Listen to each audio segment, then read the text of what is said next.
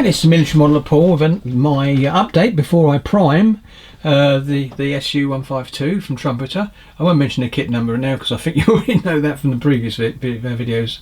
So here she is, and what I've done is I've removed the fenders from the front and the back because it got damage, and got damage all the way along the fenders as well, so they've got some damage, and also which has affected the fuel rack holders, and they're damaged as well with the actual, I mean, one that's actually basically functional, which is the one on you can see in here with the loops. I was going to put a fuel drum on it, but the photo etch that I'm using, which you can see is a different colour from the Voyager ones, was for a Zvezda kit as far as I know, and that's why the fuel drums for this kit didn't fit. Now I was going to go outside and sand until I got one that fitted, but I thought, well, I haven't got many kits where I don't put those sort of things on, so this time I've left it with one's functional, two, the three of the racks are damaged, as you can see, and bits missing, so that's what I've done with this one. So the damage has been done, plus with the shell shots, so you can see in a minute as we've seen before.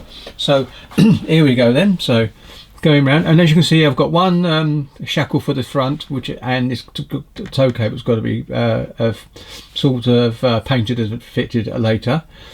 I actually made these brackets slightly smaller. I got it, disconnected it from the kit, chiseled it down so it's a bit lower, and it actually looks more in profile than what it should do. To me, it seemed to be sticking way out over the fenders, and to me, when I look at photographs, it wasn't that far. So I did that, and it still works perfectly, so that's okay. Coming round, I think you can see the old shell shock on the front. I've got one there, well, it's got dropped down obviously, and then the ones up the front which you've seen before. So that's all. The actual fighting compartment is actually on there. I've got to put a bit of four-guard spray in. I've got to fill in a little crack between the fighting compartment and this. I'll be using Tamiya's putty that I can put on there, and use lacquer paints thinners to actually just smooth it off. And I'm going to do a bit more texture into this vehicle before I prime today. I'm going to be priming it today, definitely.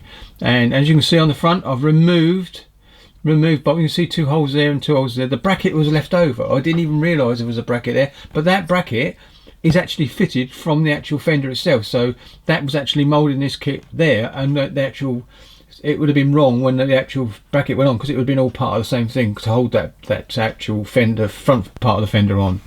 So you can see that I've got damage here, just there, and I've cut it off and bent it a little bit so it looks like it's been dropped to come away. And the other side, I went further and I knocked it completely off and bent it up, so you can see, you'll see a bit more from the height. But yeah, so it's all got damage on it. Even the bits of strips that go on the side are damaged, and I think you can see the damage at the back as well.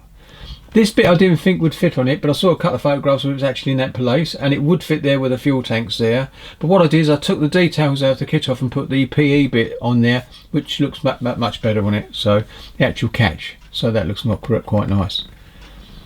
And there you can see. Oops, sorry about that. The light I haven't put on there, I will be putting that on because I'll paint it before I put it on there, so that'd be okay. I should be spraying that the same colour. And now I think you can see a bit more about the details. The brackets are actually working. You've got the brackets here. Some of them actually still working, but the actual straps are missing. And some of them are on the other side were actually bent and damaged. So there you go. So not bad. Right, now I'm going to go up above. So I'm going to switch off a couple of seconds and come back. Right, we're back, and this is actually the first one was actually videoed twice. We had the postman knock on the door, so I had to switch on and redo it. So not a problem. Anyway, he's bought a couple of goodies for me, little small things. So mainly masks for the Airfix 124 Spitfire. So I've got that in my stash now. So I'm putting that into the box. So as you can see what I mean by damage. It's all buckled and bits and pieces. Now the colours on this are different because obviously I annealed it, so either you're going to get colours in the brass, but once it's made it'll be okay. Coming around the front, I think you can see the two holes there where the brackets were. I'm gonna, as they're a bit shiny because I've scraped, so I've got to re-prime that area, but you can see that there's a slight slit there, and on the other side I think you can see a little bit of a slit just there between the casement and the actual hole, so that's got to be done. And You can see the damage is sort of slanting down as well. So it's got a bit of, this one's a bit buckled up as well. I think you can see that. And there you go. So got the tools. There is a shovel missing, but the point is on this particular kit it didn't show a shovel, and when I saw one in the photograph it didn't have a shovel, so the shovel must be somewhere. We don't know. Anyway, but go back round. The wheels all still come off, all those bottom wheels come off, so I can still actually get them and do some weathering and put the wheels on afterwards and weather them separately.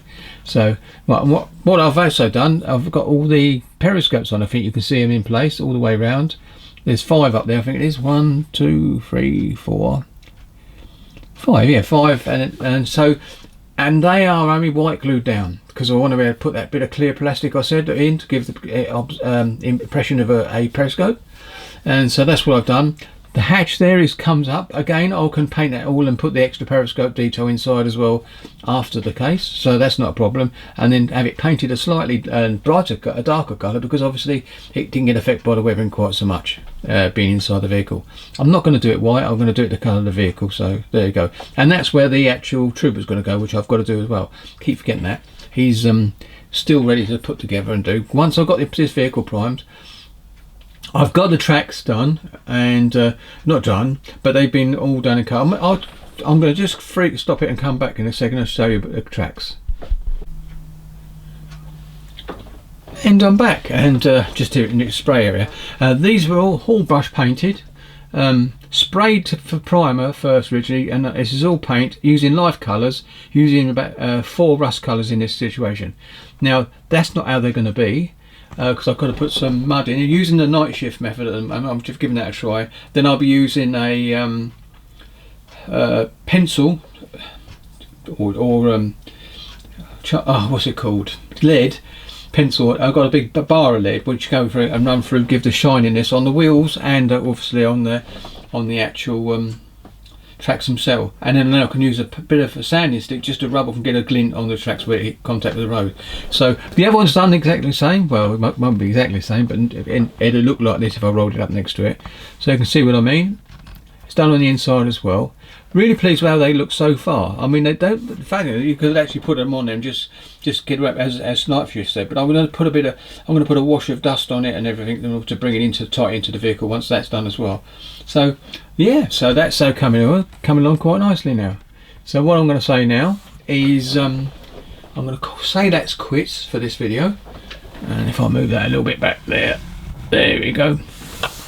Quit for the video, and next time you'll see it might be in a primer or might be in a base coat, with bits and pieces. Now I'm going to go for a light primer and then go with dark primer in all the areas underneath them and the shadow areas, like most people do, just to give it a bit of colour rendition before it starts. And then I'm going to go with multiple greens to make it look interesting. In the real world, we know that it's just one green and it would be boring on a model, so that's what I'm going to be doing. Oh, that's Greg just coming again. Yeah, barrel added, he said. So yeah, so that's that was. Oh, we've done another one. Oh, I have 3 misses in a row. I have to go to that in a minute then. Anyway, so I'm just going to be uploading this later tonight.